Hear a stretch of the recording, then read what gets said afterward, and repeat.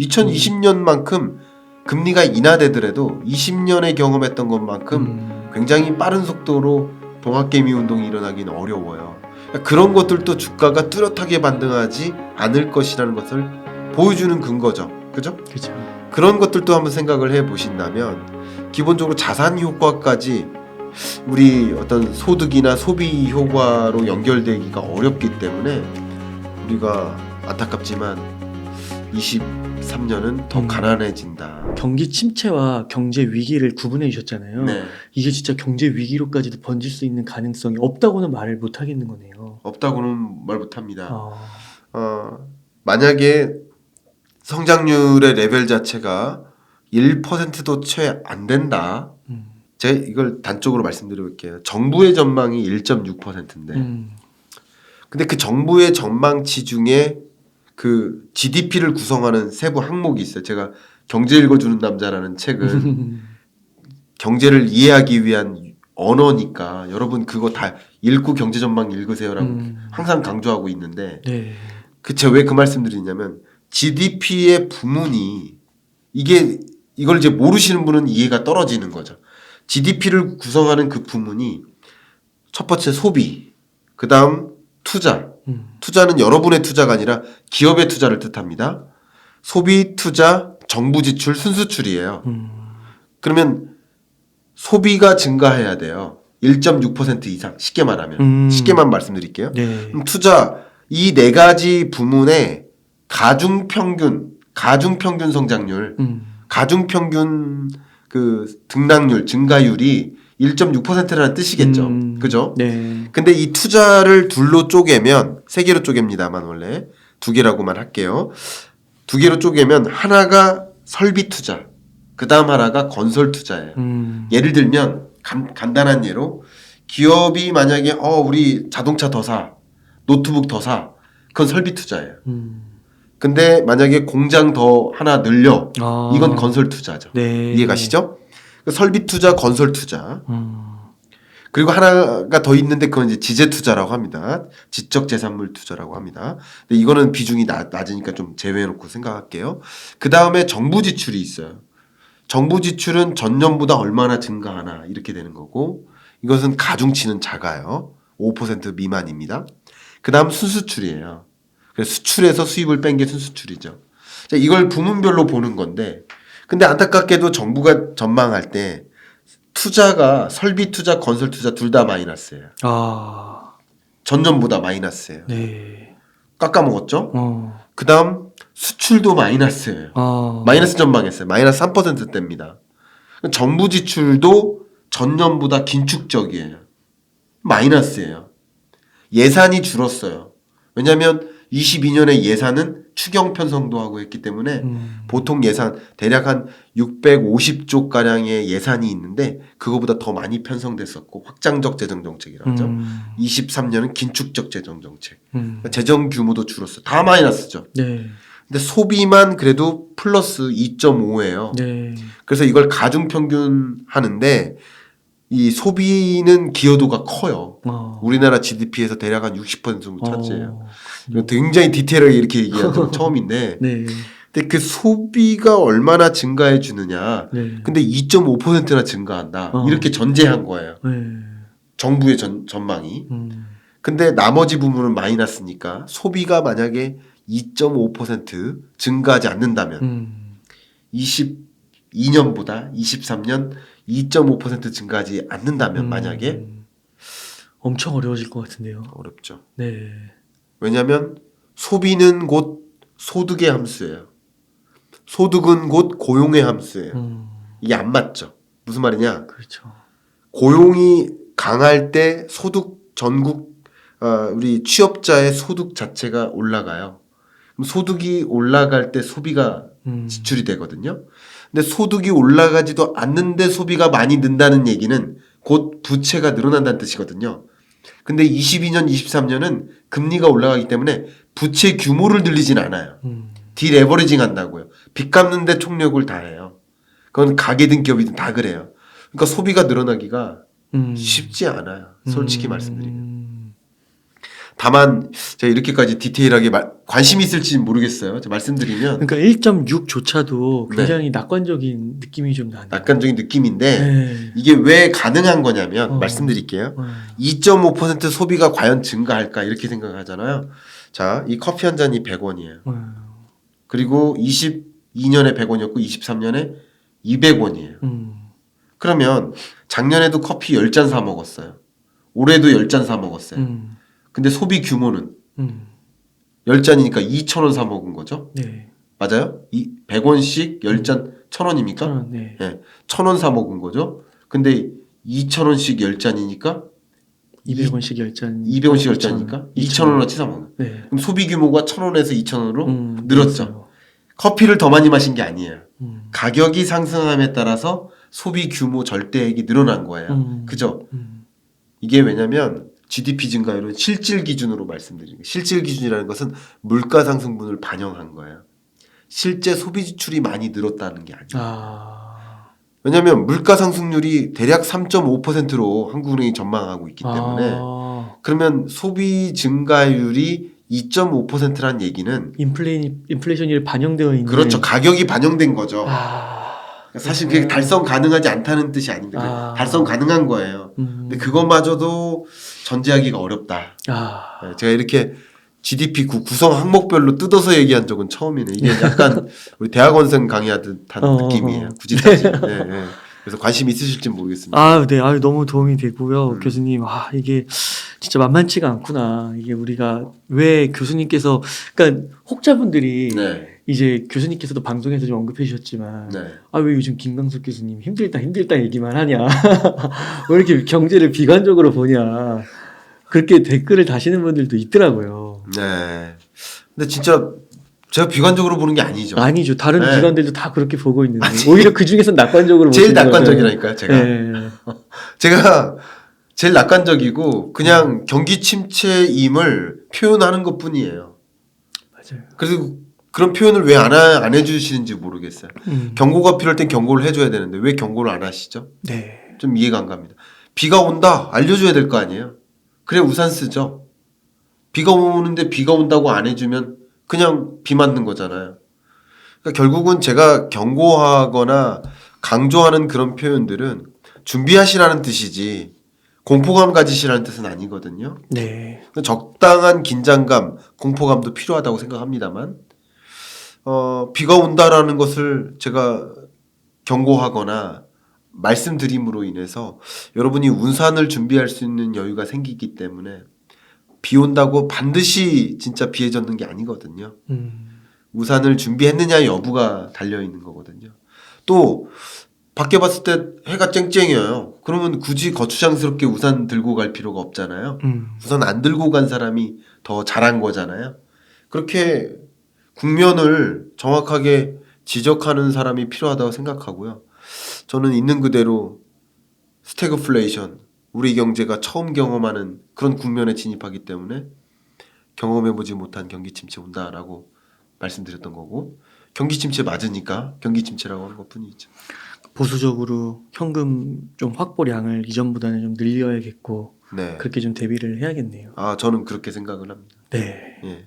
교수님 또 책에서 네. 이게 보니까 그 모두가 가난해진다. 네. 그 가난이라는 용어를 또 내핍점이라는 용어도 써주시고요. 맞아요. 그것도 다시 한번 짚어주시면 좋지 않을까 싶습니다. 예, 가난이라는 표현을 쓸 때, 그러니까 그 근거를 아마 제가 3시간 동안 들어드릴 수 있습니다. 네. 근데 일단 첫 번째 왜 가난해지는지를 말씀드려 볼게요. 네. 소득이 여러분 통장에 찍히는 소득, 특히 임금 근로자 여러분들 통장에 찍히는 그 소득 자체가 명목 소득의 가처분 소득이라고 합니다.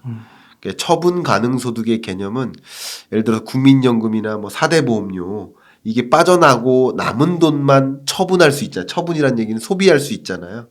그러니까 나머지 이 4대 보험료 빠져나가는 그 돈은 내가 처분할 수 있는 능력의 것이 아니기 때문에 이걸 가처분 소득이라고 합니다. disposable income. 내가 처분할 수 있는 게 아니에요. 그러니까 통장에 찍히는 소득이 가처분 소득인데 그 찍히는 소득 그 규모를 명목 기준의 소득이라고 합니다. 근데 그걸 가지고 살 수 있는 물건의 개수를 헤아리는 것. 그게 실질 소득의 개념이에요. 네. 다시 말하면 통장에 찍힌 소득은 그냥 절대액인 것이지 그게 구매력을 반영하는 건 아니에요.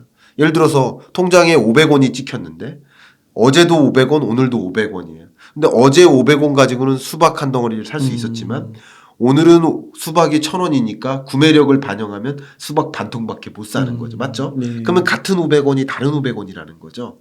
그렇기 때문에 명목소득은 그냥 숫자 절대액 자체고요.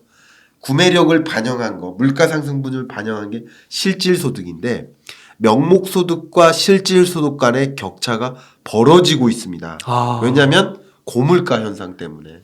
이게 22년 2분기, 3분기 연속으로 더 벌어지고 있습니다. 4분기에도 벌어질 것이고요.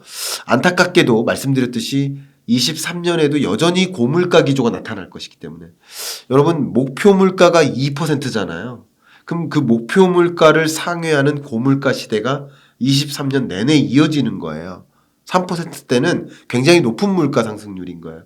물론 우리가 경험한 6%대 물가 그만큼은 아니겠지만 여전히 고물가 기조라는 것이고 더 중요한 것은 물가 상승률이 잡히는 것이지 물가가 잡힌 게 아니다. 제가 계속 강조했잖아요.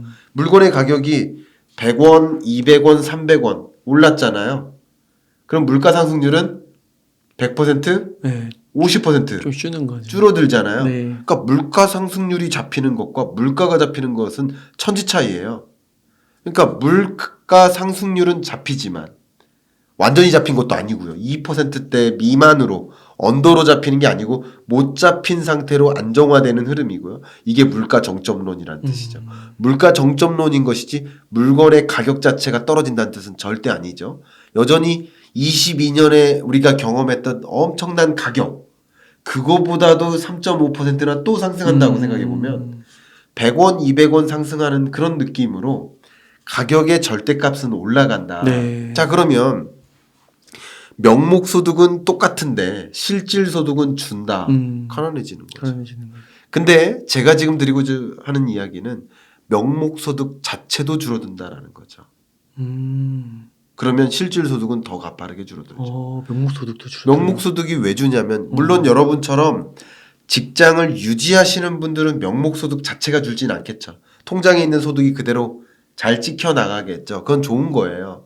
그런데 여러분처럼 이제 직장을 유지하시는 분도 계시지만 일자리 이 취업자로부터 아예 그 노동시장으로부터 이탈하는 계층이 있다는 거죠. 실업자가 발생해요. 그게 고용 침체인데 고용 침체가 23년에 시작됩니다. 이건 왜 그러냐면 정부도 22년에 이 고용이 80만 명가량 증가했는데 신규 취업자가 근데 23년에는 10만 명가량으로 떨어질 거로 전망했어요. 이런 것들이 고용 침체를 보여주는 그 단면이죠. 그런 것처럼 이렇게 고용 시장이 어려우면 10명이 취업해 있다가 8명이 취업하는 상태로 간다. 라고 한다면 10명의 평균 소득은 줄어드는 거죠.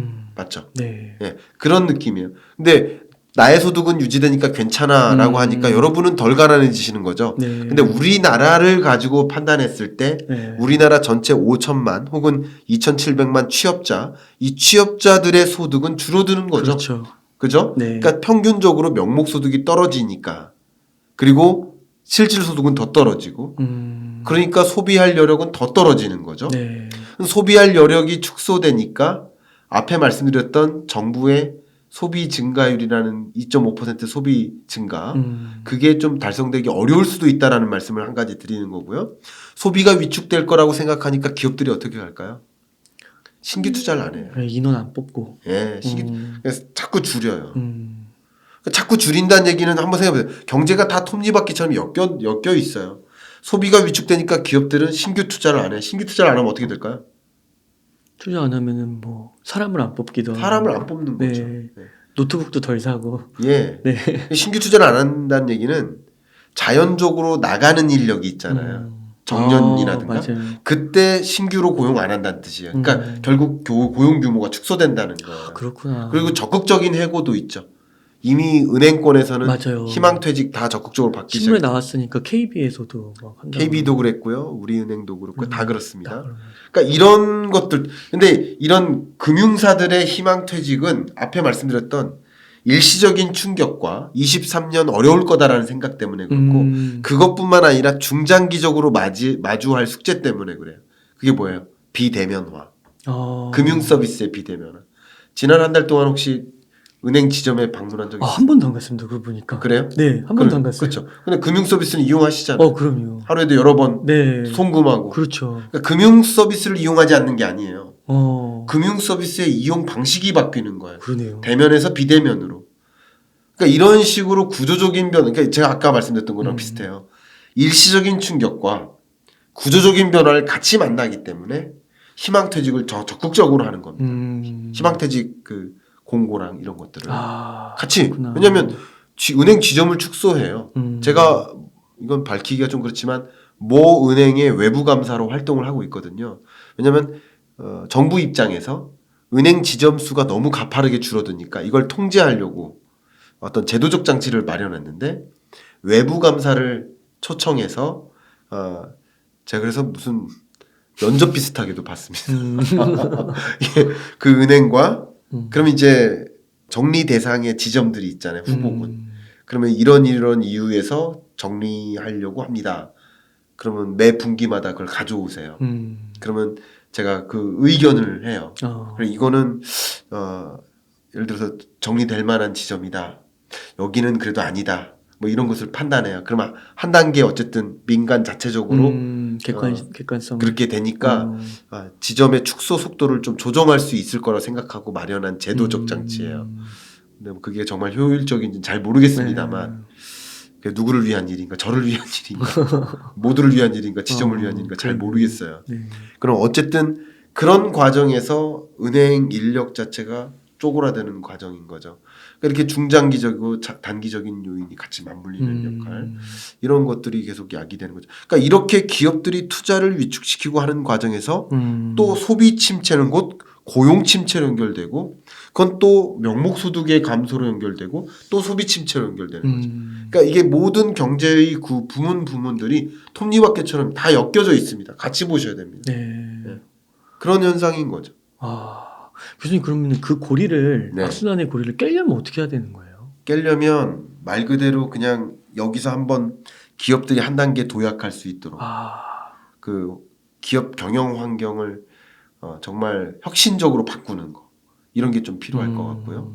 아니면 고물가 기조가 갑자기 꺾이거나 아니면 뭐든지 전환이 필요한 거예요. 제가 이제 이 경영 환경을 새롭게 혁신적으로 마련해서 기업들이 적극적으로 뭔가를 투자할 수 있도록 이끈다든가 대폭적인 규제 완화라든가 와 이제 막 사업 투자해도 되겠구나 이런 환경을 갑자기 만들어준다든가 뭐 그런 노력을 하고는 있어요. 정부가 노력하지 않는다는 건 아니에요. 노력은 하고 있습니다. 근데 그거 말고도 예를 들면 금리를 급격히 인하해서 이제 부채 껴서 뭐 사도 되겠네. 뭐 이런 움직임이 있다든가. 그러면 주식시장에 돈이 또 몰리잖아요. 그럼 주식시장에 돈이 몰려서 시가총액이 커진다는 얘기는 이게 뭡니까 기업에. 자금 조달을. 그렇죠. 자기 자본이에요. 자기 자본이 확충되니까 적극적으로 자기 사업 하고 싶겠죠. 그러니까 뭔가 이 모멘텀이 있어야 됩니다. 지금 이대로 놨다가는 어렵고요. 그래서 악순환의 고리에서 뭐 빠져나가기 위한 뭔가의 돌파구를 마련할 필요가 있지 않을까 생각합니다. 교수님 교수님께서 정말 그 이코노미스트로 현실 그 경제연구원에도 계셨고 교수님으로도 계셨고 또 대중과도 이렇게 긴밀하게 소통을 하시는데 과거에도 지금과 같은 이런 위기 속에서 탈출했던 그런 것들이 있었을까요? 많이 있죠. 많이 있어요. 예. 그리고 경제 성장률 전망치가 항상 하향 조정만 되는 것은 아닙니다. 예. 상향 조정들도 많습니다.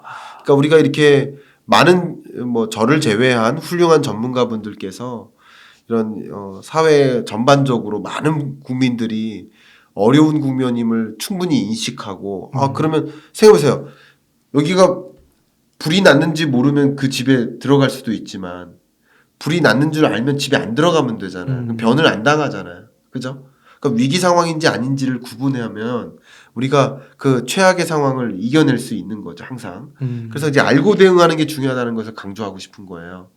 여러분이 그 경제는 그 생물이다라는 표현을 제가 여러분 많이 들었기 때문에 잘 여러분도 기억하실 거라고 생각이 되는데 경제는 생물이기 때문에 경제가 앞으로 안 좋을 거라고 전제를 깔면 그만큼 위기 대응을 합니다. 그 움츠리 드는 거죠. 그러니까 우리가 이게 막 무슨 일인지도 모르고 맞을 때는 큰 위협이 있지만 우리 뭐 이렇게 복싱이나 UFC 같은 거 보면 딱 그 카바링을 치잖아요. 그럼 그 충격 같은 펀치에도 충격을 이겨내지 않겠습니까? 그런 거라고 볼 수 있겠고요. 그래서 이런 면에서 또 악순환의 고리 때문에 더 가난해지는 거다. 이 말씀을 드린 거고요. 지금은 비단 소득과 명목소득 가지고만 말씀드렸죠. 여기에 추가적으로 드릴 얘기가 하나 더 할 게 금리죠.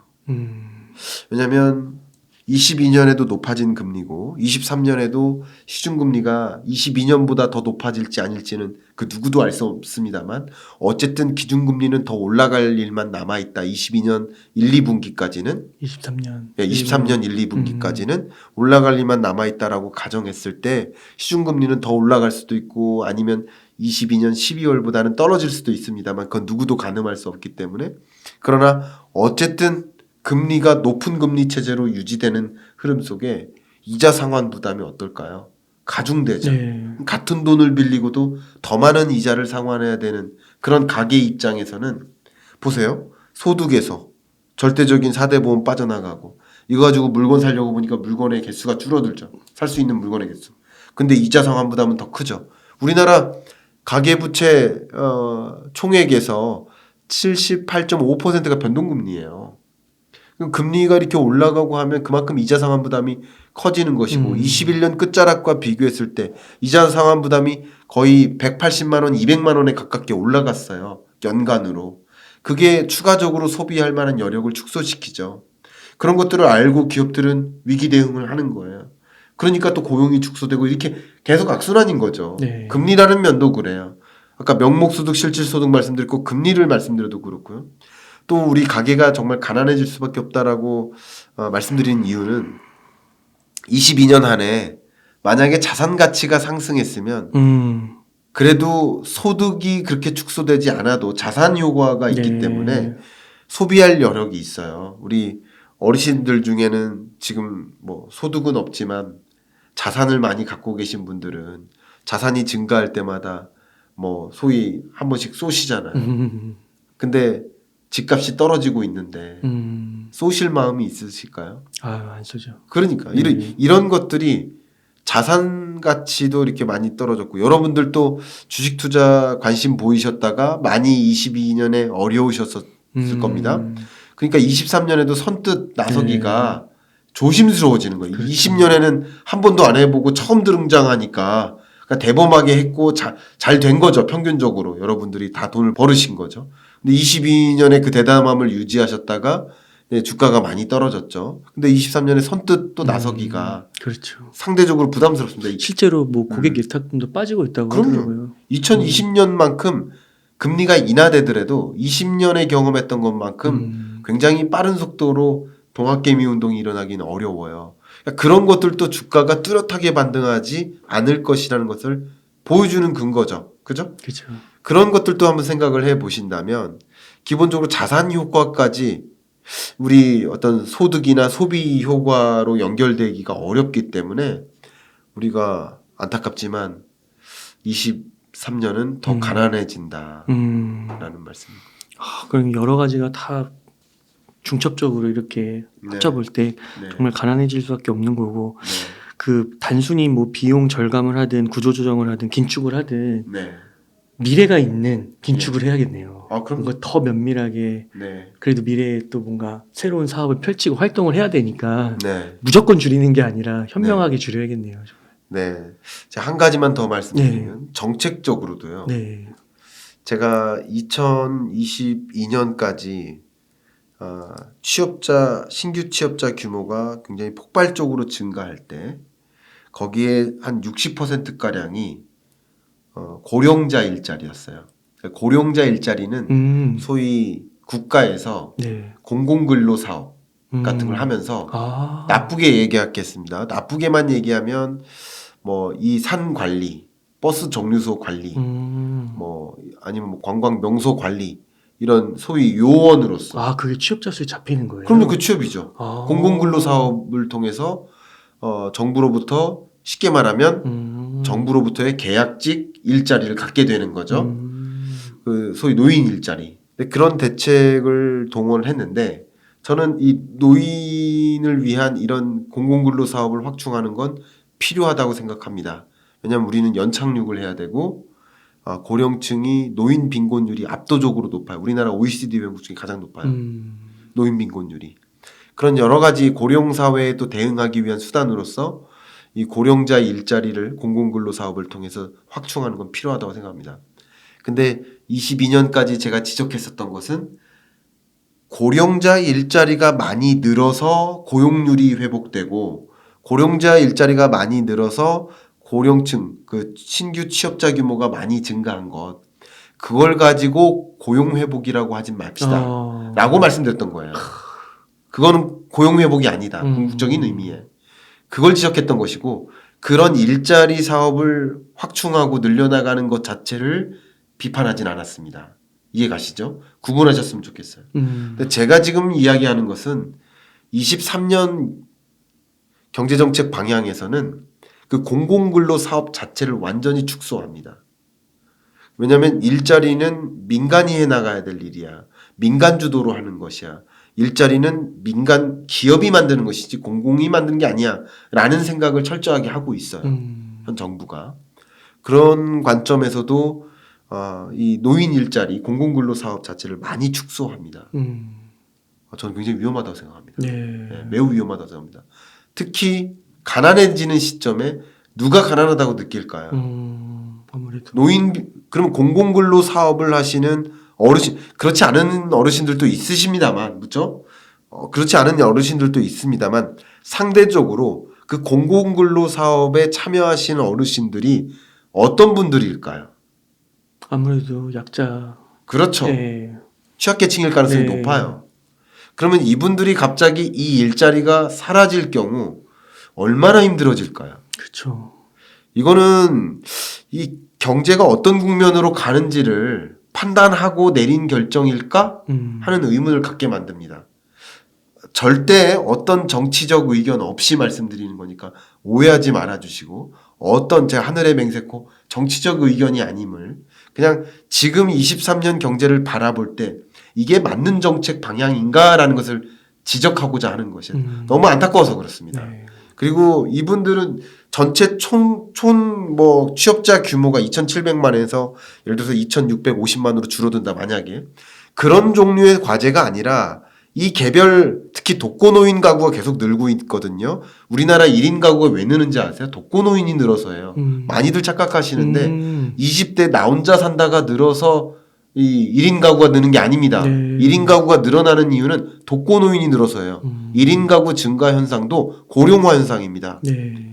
근데 그 독거노인 특히 자기 스스로 부양할 만한 능력이 없으신 그런 절대적인 비중이 고령 일자리 그 공공근로 사업에서 생계를 유지하는데 많이 의존하다가 이거 자체가 사라질 경우 얼마나 힘들까.